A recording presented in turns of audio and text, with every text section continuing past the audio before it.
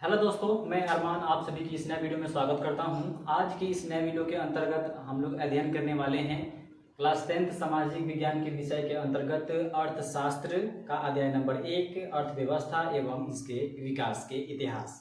इससे पहले हम लोग समझेंगे कि अर्थशास्त्र क्या है और अर्थशास्त्र से संबंधित जितने भी छोटे छोटे पॉइंटें हैं जो आने वाले आपके कॉम्पिटिटिव एग्जाम के लिए काफ़ी ज़्यादा उपयोगी होगा, उसके लिए हम लोग थोड़ी सी समय देंगे। उसके बाद हम लोग चैप्टर शुरू करेंगे अर्थव्यवस्था एवं इसके विकास के इतिहास। तो आइए जानते हैं सबसे पहले कि जो अर्थशास्त्र है यानी कि जिसे अंग्रेजी में हम लोग बोलते हैं इकोनॉमिक्स, क्या बोलते हैं? इकोनॉमिक्स बोलते हैं। आखिर इसका परिभाषा है क्या, ठीक ना? तो अंग्रेजी में इसे इकोनॉमिक्स कहा जाता है, आपको पता भी होगा, ठीक ना दोस्तों? अंग्रेजी में क्या बोलते हैं? इकोनॉमिक्स बोलते हैं। तो अर्थशास्त्र की परिभाषा क्या है इसको समझ लेते हैं। देखिए, अर्थशास्त्र जो है हमारा ये सामाजिक विज्ञान की एक शाखा है। किसका शाखा है दोस्तों? तो ये सामाजिक विज्ञान की एक शाखा है जिसके अंतर्गत हम लोग आर्थिक क्रियाओं के बारे में अध्ययन करते हैं। किसके बारे में अध्ययन करते हैं? आर्थिक क्रियाओं के बारे में अध्ययन किया जाता है। तो यानी कि सामाजिक विज्ञान की एक ऐसी शाखा जिसके अंतर्गत हम लोग आर्थिक क्रियाओं के बारे में अध्ययन करते हैं उसे अर्थशास्त्र कहते हैं। ठीक, अब हम लोग समझ सकते हैं कि जो हमारा आर्थिक क्रिया है ये क्या है। आर्थिक क्रिया से यानी कि क्या तात्पर्य है इसको समझ लेते हैं। तो देखिए, आर्थिक क्रिया से सब तात्पर्य है ये धन या आय,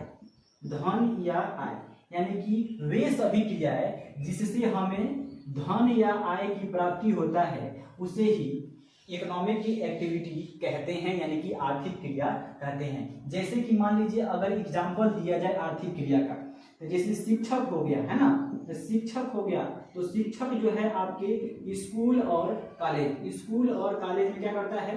पढ़ाने का काम करता है। तो ये इसका क्या हुआ? पढ़ाना, टीचिंग क्या हुआ? इसका आर्थिक क्रिया हुआ।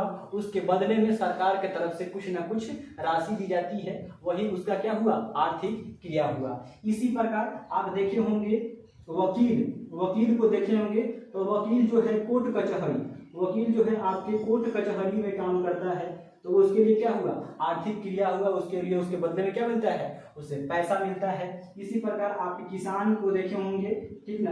किसान जो है खेत खलिहानों में क्या करता है? काम करता है और भोजन उगाने का काम करता है। तो उसका क्या हुआ? उसको बेचेगा तो उसको क्या आय मिलेगा, कुछ धन मिलेगा, वही उसका क्या हुआ? आर्थिक क्रिया हुआ। तो आर्थिक क्रिया क्या है? यानी कि वे सभी क्रियाएं जिसके बदले में हमें धन या आय की प्राप्ति होता है उसे आर्थिक क्रिया कहते हैं। जैसे मैं आपको पढ़ा रहा हूँ यूट्यूब पर, तो इसके बदले में गूगल एडसेंस यानी कि गूगल की तरफ से, यूट्यूब की तरफ से हमें कुछ ना कुछ राशि प्रोवाइड की जाएगी, वो हमारा क्या होगा? आर्थिक क्रिया होगा। ठीक, अब देखिए, अब समझते हैं कि जो प्राचीन काल था, प्राचीन काल में जो अर्थशास्त्र है, अर्थशास्त्र का संबंध जो है किस विषय से था? तो प्राचीन काल में जो अर्थशास्त्र का संबंध है ये जो है राजनीतिक अर्थशास्त्र कहा जाता था। प्राचीन काल में जो है इसे राजनीतिक अर्थशास्त्र कहा जाता था।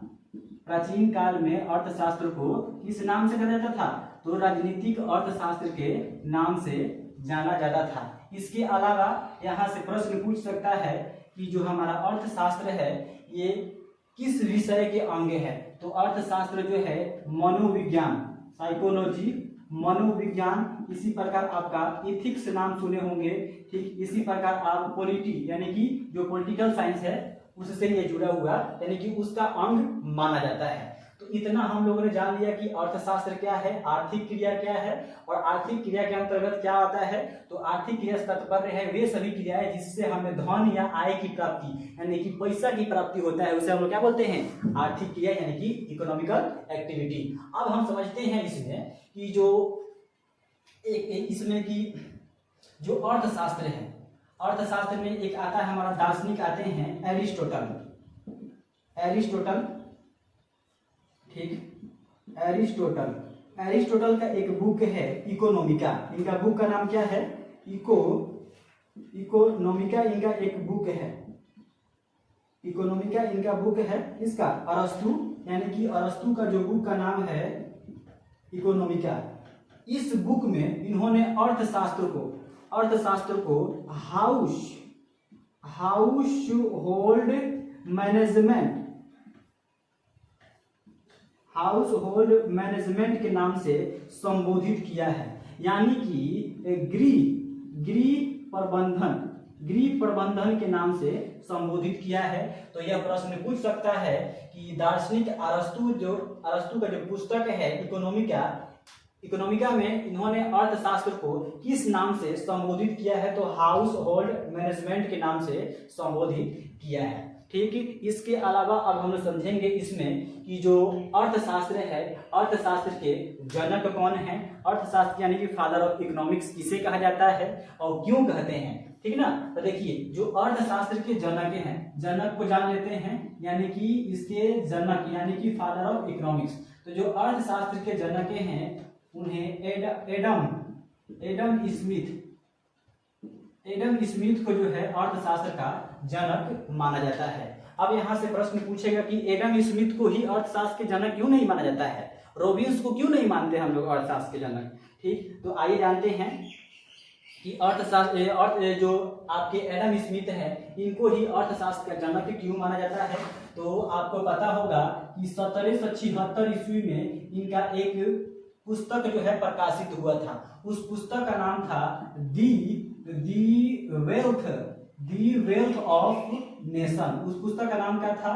दी वेल्थ ऑफ नेशन, यानी कि राष्ट्र की पूंजी। उस पुस्तक का नाम क्या था?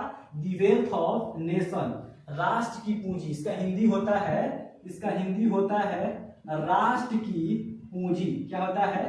राष्ट्र की पूंजी या आय। यह जो है किताब कब प्रकाशित हुआ था? तो 1776 ईस्वी में।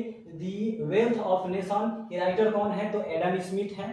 इन्होंने इस पुस्तक में जो अर्थशास्त्र है, तो अर्थशास्त्र को धन का विज्ञान कहा। क्या कहा? धन का विज्ञान कहा है। तो इसमें समझ लेते हैं कि जो दी वेल्थ ऑफ नेशन है ये जो है कब प्रकाशित हुआ? 1776 ईस्वी प्रकाशित हुआ है। तथा इस पुस्तक के लेखक कौन है? तो एडम स्मिथ है। यह दी वेल्थ ऑफ नेशन जो है किस अर्थव्यवस्था पर आधारित यह पुस्तक है? यहाँ से एक प्रश्न पूछता है। तो दी वेल्थ ऑफ नेशन जो है ये पूंजीवादी, कैसा? पूंजीवादी अर्थव्यवस्था पर आधारित यह हमारा किताब है। ठीक, तो मुझे आशा है कि आप इतना जो है समझ चुके होंगे कि अर्थशास्त्र क्या है। अर्थशास्त्र यानी सामाजिक विज्ञान की एक ऐसी शाखा जिसके अंतर्गत हम लोग आर्थिक क्रियाओं के बारे में अध्ययन करते हैं, उसे हम लोग अर्थशास्त्र कहते हैं। आर्थिक क्रिया क्या है? यानी कि वे सभी क्रियाएं जिससे हमें धन या आय की प्राप्ति होता है उसे आर्थिक क्रिया कहते हैं। उसके बाद मैंने आपको बताया कि प्राचीन काल में अर्थशास्त्र को जो है किस नाम से जाना जाता था? तो राजनीतिक अर्थशास्त्र यानी कि पॉलिटिकल इकोनॉमिक्स के नाम से जानते थे। इसके अलावा जो अर्थशास्त्र है ये मनोविज्ञान, एथिक्स और पॉलिटिकल साइंस का अंग माना जाता है। क्या ज्योग्राफी और हिस्ट्री का यह अंग नहीं है? तो देखिए ज्योग्राफी और हिस्ट्री को जो है सामाजिक विज्ञान के शाखा नहीं माना जाता है, मुख्यतः नहीं माना जाता है। ठीक ना, तो इसीलिए उसका अंग इसको रखा गया है। आगे आप उच्च शिक्षा ग्रहण कीजिएगा तो पता चल जाएगा। अब हम लोग इसमें समझेंगे कि जो आपके अर्थशास्त्र नामक जो किताब है ना, जो अर्थशास्त्र नामक किताब है आपका, अर्थशास्त्र एक किताब है। क्या है? अर्थशास्त्र एक किताब है। इस किताब के जो लेखक हैं, अर्थशास्त्र जो किताब लिखा गया है उसके लेखक का नाम है चाणक्य। क्या है? चाणक्य के द्वारा जो है अर्थशास्त्र नामक किताब लिखा गया। चाणक्य का दूसरा नाम क्या है? तो विष्णुगुप्त है। क्या है? विष्णुगुप्त है। विष्णुगुप्त या कौटिल्य इसका दूसरा नाम है। तो अर्थशास्त्र के लेखक कौन है? चाणक्य या विष्णुगुप्त या कौटिल्य इसके लेखक हैं। अब देखिए यहाँ से प्रश्न पूछता है, और चाणक्य या विष्णुगुप्त या कौटिल्य को ये जो चंद्रगुप्त मौर्य के गुरु थे, ये क्या कौन थे? ये चंद्रगुप्त मौर्य के गुरु थे।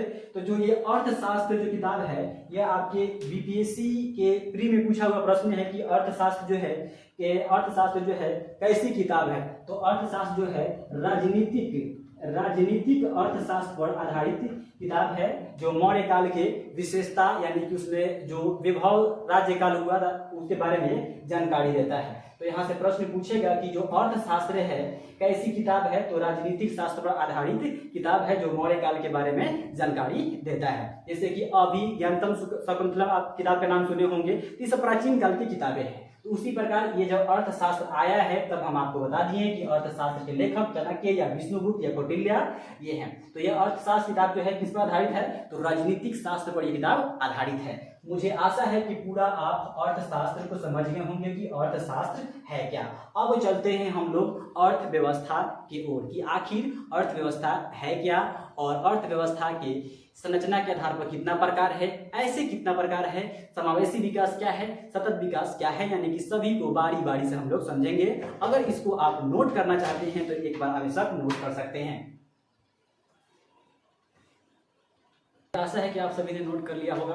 अब हम लोग समझेंगे अर्थव्यवस्था, यानी कि हमारा चैप्टर अब शुरू हो रहा है अर्थव्यवस्था एवं इसके विकास का इतिहास, ठीक ना। तो सबसे पहले इसमें हम समझेंगे कि अर्थव्यवस्था होता क्या है, जिसे हम लोग अंग्रेजी में इकोनॉमी के नाम से जानते हैं। क्लियर है। अब देखिए कि अर्थव्यवस्था आखिर है क्या। तो सबसे पहले चलते हैं अपने परिवार में, किसमें चलते हैं, अपने परिवार में। तो देखिए आपके परिवार में माता पिता, ठीक ना, माता जी और आपके पिताजी, भाई बहन, इसके अलावा दादा दादी, यानी कि और सारे भी आपके परिवार में हो सकते हैं। अब देखिए आपके माता जी भी कुछ ना कुछ आर्थिक क्रिया करती होंगी, भाई भी करता होगा, बहन भी करता होगा और दादा दादी ये सब भी करते होंगे आर्थिक क्रिया। मान लीजिए कि माता जी आपके कोई कार्य करते हैं, ठीक, और उसके बदले में उन्हें 2 रुपया मिलता है। पिताजी कोई कार्य करते हैं, उसके बदले में उन्हें 4 रुपया मिलता है। भाई कोई कार्य करता है, उसके बदले में जो है 10 रुपया मिलता है। बहन कोई कार्य करती है, उसके बदले में 5 रुपया मिलता है, ठीक। दादाजी कार्य करते हैं, उसके बदले में जो है 2 रुपया मिलता है। मान लीजिए खेती करते हैं, ठीक। अब ये जो कार्य करते हैं यानी कि आर्थिक क्रिया करते हैं, उसके बदले में जितना ये आय की प्राप्ति हो रहा है, तो अब आप ये सोचिए कि ये जो आपके परिवार के जितने भी लोग हैं ये सब कुछ ना कुछ कार्य कर रहे हैं, और उसके बदले में क्या मिल रहा है, आय यानी धन मिल रहा है, ठीक है। तो ये किस लिए कर रहे हैं, तो ये जो है जीवन यापन के लिए कर रहे हैं। क्या कर रहे हैं, जीवन यापन के लिए कुछ आय या राशि की प्राप्ति कर रहे हैं। तो इनकी कुल योग हुई जितना ही कमाए, जैसे कि 2 रुपया 4 रुपया 6 और 6 10 6 16 और 16 आपका कितना हो जाएगा, 16 5 21 21 2 23 रुपया। ये कुल जो आपका योग हुआ, यही आपकी घर की क्या है, अर्थव्यवस्था है। तो जब तक आप अपने परिवार की अर्थव्यवस्था को नहीं समझ सकते हैं तब तक आपको देश की अर्थव्यवस्था समझ में नहीं आने वाली है। तो अर्थव्यवस्था का परिभाषा आपको आसानी से समझ में आएगा कि अर्थव्यवस्था क्या है। तो अगर हम इससे परिभाषा को रिलेट करें तो किसी परिवार के भीतर जीविका प्राप्त करने के लिए माता पिता भाई बहन दादा दादी जितने भी आर्थिक क्रियाएं करते हैं और उनके बदले में जो उन्हें धन यानी कि आय मिलता है, उनके कुल योग को हम लोग बोलते हैं परिवार की अर्थव्यवस्था, ठीक ना। तो देखिए जो हमारा अर्थव्यवस्था का परिभाषा है उसको हम लोग कैसे परिभाषित करेंगे, तो इसमें देश से रिलेट करेंगे। किसी देश के भीतर जीविका प्राप्त करने के लिए लोग जिन आर्थिक क्रियाओं को करते हैं, ठीक ना, उनके कुल योग को अर्थव्यवस्था कहा जाता है। तो इसके अंतर्गत किसी देश के भीतर जो है जीविका प्राप्त करने के लिए, ठीक ना, जीविका प्राप्त करने के लिए जिन आर्थिक क्रियाओं को करते हैं, ठीक, उनके कुल योग को हम लोग क्या बोलते हैं, अर्थव्यवस्था कहा जाता है। क्लियर है। अब देखिए अर्थव्यवस्था में क्या होता है, जो विभिन्न प्रकार की क्रियाएं होती हैं, क्या होती है, विभिन्न प्रकार की एक क्रियाएं संपादित की जाती है। जैसे कि मान लीजिए कि आपकी दादाजी हैं, तो दादाजी आपके खेती कर रहे हैं, ठीक है, खेती कर रहे हैं। पिताजी हैं तो पिताजी क्या कर रहे हैं, आपका पिताजी आपके नौकरी कर रहे हैं। तो ये जो विभिन्न कार्य है इससे क्या हो रहा है, या तो आप वस्तु का उत्पादन कर रहे हैं, वस्तु या सेवा का उत्पादन कर रहे हैं, या तो आप वस्तु का उत्पादन कर रहे हैं या तो आप सेवा दे रहे हैं। यदि आपके पिताजी नौकरी करते हैं वो तो सेवा दे रहे हैं, यदि आपके दादाजी खेती करते हैं वो क्या कर रहे हैं, वस्तु का उत्पादन कर रहे हैं, जो भी साग सब्जी है उसका उत्पादन कर रहे हैं। तो जो विभिन्न प्रकार की क्रियाएं हो रही है ये वस्तु एवं सेवाओं के उत्पादन से संबंधित है। क्लियर है। अब हम इसमें आपको समझाने का प्रयास करते हैं कि जो ब्राउन, एक इसमें आपके अर्थशास्त्री आएंगे ब्राउन, बहुत सारे इसमें अर्थशास्त्री हैं, अलग अलग परिभाषा दिए हैं अर्थशास्त्र को। उन्होंने बताया है कि जो अर्थव्यवस्था है वो आजीविका क्या है, आजीविका अर्जन की एक प्रणाली है। आजीविका अर्जन की एक क्या है, प्रणाली है। तो यह प्रश्न पूछ देगा कि अर्थव्यवस्था जो है आजीविका अर्जन की एक प्रणाली है, यह परिभाषा किसके द्वारा दिया गया है, तो ये ब्राउन के द्वारा दिया गया है। तो ऐसे प्रश्न जो है खासकर आपके जो आप नेट जेआरएफ जो वगैरह देते हैं इकोनॉमिक्स रिसर्च के अंतर्गत, तब जो है आपसे यह प्रश्न पूछेगा। बोर्ड एग्जाम में इतना हार्ड प्रश्न नहीं आता है परिभाषा से रिलेटेड, ठीक ना। तो ब्राउन के अनुसार अर्थव्यवस्था जो है आजीविका अर्जन की क्या है, एक प्रणाली है। एकदम सिंपल सा परिभाषा है, ठीक ना, कि अर्थव्यवस्था क्या है, तो आजीविका अर्जन की एक प्रणाली है। किसके अनुसार, ब्राउन के अनुसार। अब देखिए एक और परिभाषा दिया गया है कि अर्थव्यवस्था एक ऐसा ढांचा है, क्या है, अर्थव्यवस्था एक ऐसा ढांचा है जिसके अंतर्गत लोग विभिन्न प्रकार की क्रियाओं को करते हैं, विभिन्न प्रकार की क्रियाओं को करते हैं। उन क्रियाओं से क्या होता है, उन्हें कुछ आय की प्राप्ति होती है। बहुत तरह के परिभाषा दिया गया है आपके बुक में। तो देखिए अर्थव्यवस्था के ढांचा के अंतर्गत हम लोग कृषि उद्योग, परिवहन, ठीक, परिवहन, बैंकिंग, संचार, इस सब के बारे में हम लोग अध्ययन करते हैं। तो अर्थव्यवस्था के अंतर्गत हम लोग किस चीज के बारे में अध्ययन करते हैं, कृषि, उद्योग, परिवहन, बैंकिंग, संचार व्यवस्था आदि के बारे में हम लोग अध्ययन करते हैं, जिसका मूल्य उद्देश्य क्या होता है, वस्तुओं या सेवाओं का उत्पादन करना। क्लियर है। अब इसमें हम समझेंगे कि जो भारत की अर्थव्यवस्था है वो एक दिन का चमत्कारिक रूप नहीं है। भारत की जो अर्थव्यवस्था है वो एक दिन का क्या है, चमत्कारिक रूप नहीं है। अगर मान लीजिए आप कहा जाता है कि हम खानदानी अमीर बने, ठीक ना, इसका मतलब क्या हुआ कि आपकी घर की अर्थव्यवस्था जो है शुरू से ठीक है।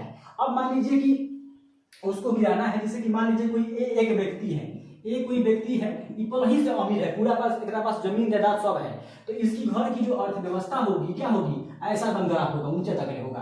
अब मान लो कि सबको किसी दिन क्या हो गया, कैंसर हो गया, खतरनाक बीमारी हो गया, तो उस समय क्या हो जाएगी अर्थव्यवस्था, यहाँ पे आ जाएगा, सारा जमीन जायदाद सब बीत जाएगा, ठीक। फिर जो है किसी ना किसी को एगो पीढ़ी बच जाएगा, उसको ठीक ठाक करेगा, तो उसको ऊपर उठाते यहाँ पे लेके जाएगा, ठीक ना। तो ऐसे ही भारत की क्या है अर्थव्यवस्था है, उतार चढ़ाव, एकदम चमत्कारिक रूप से एकदम आसमान पर नहीं चल गया है, ठीक ना।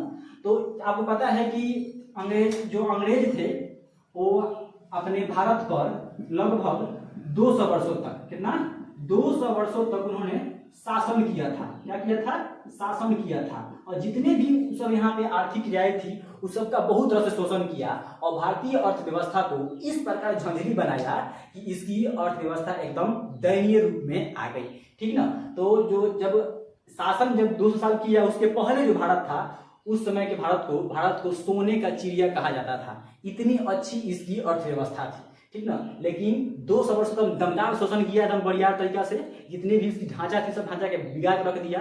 तो उस समय जो है भारत की अर्थव्यवस्था क्या हो एकदम दयनीय आ गई। तो फिर आजादी मिला, आजादी के बाद धीरे धीरे बढ़ रहा है, घट रहा है, ठीक ना। तो उस समय जब 200 वर्षों तक ये अंग्रेज सब शासन किए और इतना शोषण कर दिया कि इसकी जो स्थिति जो थी, जो अर्थव्यवस्था था, एकदम दयनीय रूप में आ गया। क्लियर है। अब देखिए, तो इसलिए कहा जाता है कि जो भारत है ये ब्रिटेन का एक कीमती उपनिवेश था। क्या था, कीमती जो है उपनिवेश था, इसका ब्रिटेन का कीमती उपनिवेश था। अब यहाँ पे एक का शब्द दिया है, एक पॉइंट है आपके बुक में, उपनिवेश, ठीक ना। उपनिवेश क्या होता है, जिससे हम लोग उपनिवेश, ठीक ना, उपनिवेश क्या होता है इसको समझ लेते हैं, है ना। उपनिवेश क्या है, जिसे अंग्रेजी में कॉलोनी कहते हैं। क्या बोलते हैं, कॉलोनी कहते हैं, अंग्रेजी में क्या बोलते हैं, कॉलोनी कहते हैं उपनिवेश को। देखिए ए कोई व्यक्ति है, इसको समझते हैं बहुत बढ़िया से। देखिए ए कोई व्यक्ति है और एक व्यक्ति बी है, ठीक ना।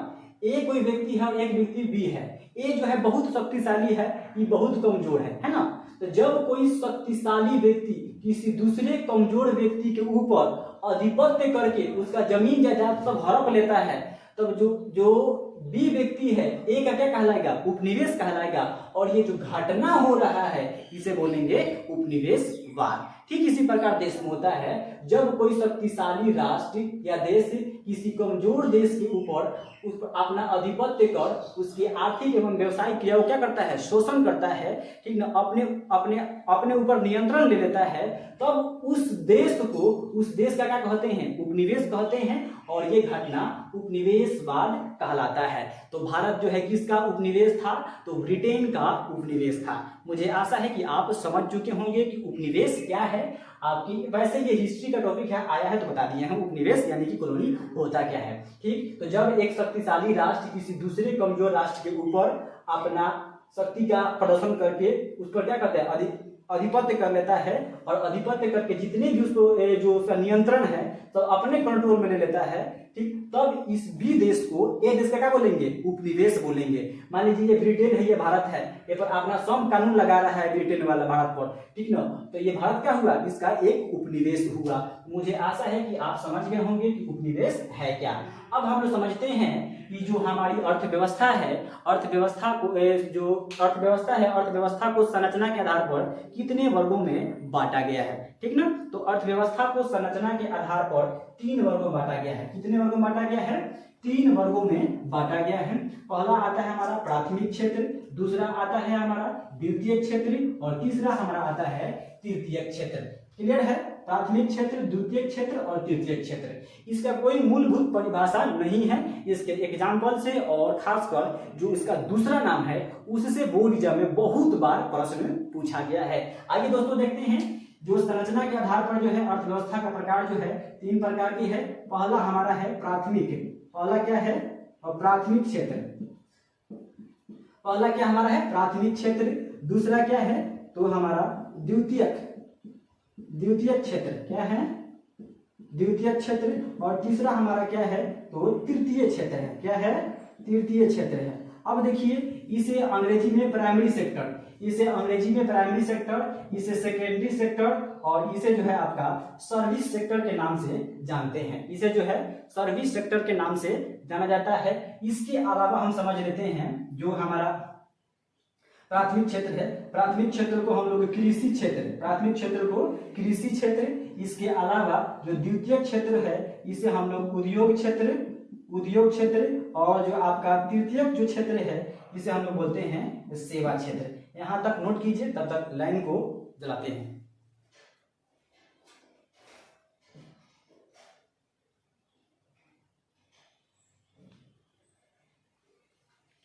ठीक, तो हम लोग जान गए प्राथमिक क्षेत्र का दूसरा नाम क्या है, कृषि क्षेत्र।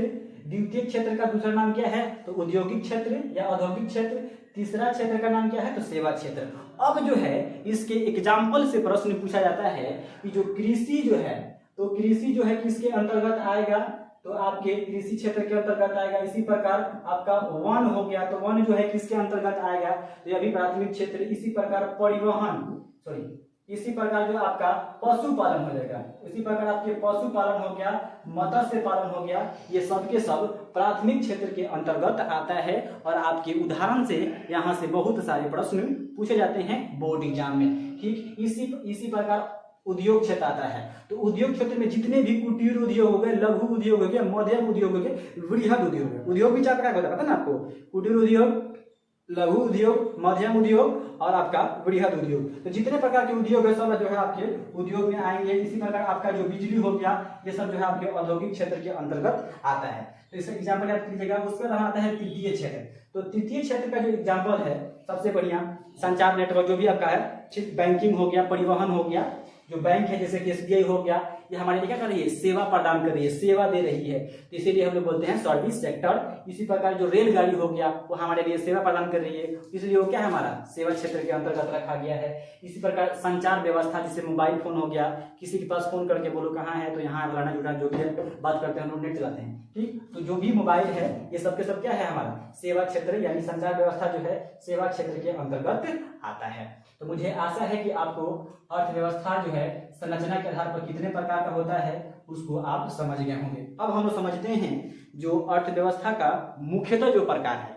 तो अर्थव्यवस्था का मुख्यतः प्रकार कितना है तो 3 ही है। अर्थव्यवस्था का जो मुख्यतः प्रकार है वो कितना है, 3 ही है।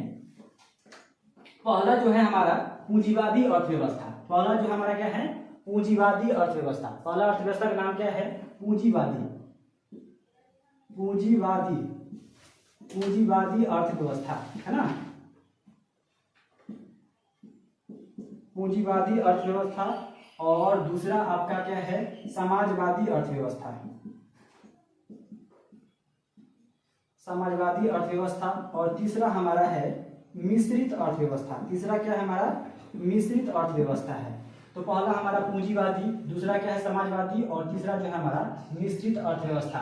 इसे बोलते हैं कैपिटलिस्ट इकोनॉमी, और इसे बोला जाता है सोशलिस्ट इकोनॉमी, और इसे बोलते हैं मिक्सड इकोनॉमी। तो अब देखिए इसके भी आपके ज्यादातर उदाहरण से ही प्रश्न पूछा जाता है कि कौन सा देश जो है पूंजीवादी है और कौन सा देश जो है समाजवादी है। ठीक है, तो देखिए जो इसके अंतर्गत आता है जो हमारा पूंजीवादी अर्थव्यवस्था जो है, तो इसमें आपका अमेरिका आ जाएगा। कौन आ जाएगा, अमेरिका आ जाएगा, जापान आ जाएगा, ठीक ना, जापान आ जाएगा, ऑस्ट्रेलिया आ जाएगा। ठीक, ये सभी के सभी आपके बीटीसी के एग्जाम्पल है, ठीक ना, क्योंकि आपके बीटीसी ही से प्रश्न बनता है आपके बोर्ड एग्जाम में। तो जितना भी एग्जाम्पल दिया है सबको चाट बटोर कर देना है। तो अमेरिका, जापान, ऑस्ट्रेलिया ये सब जो है आपकी पूंजीवादी अर्थव्यवस्था वाला राज्य है। इसी प्रकार समझ लेते हैं समाजवादी अर्थव्यवस्था।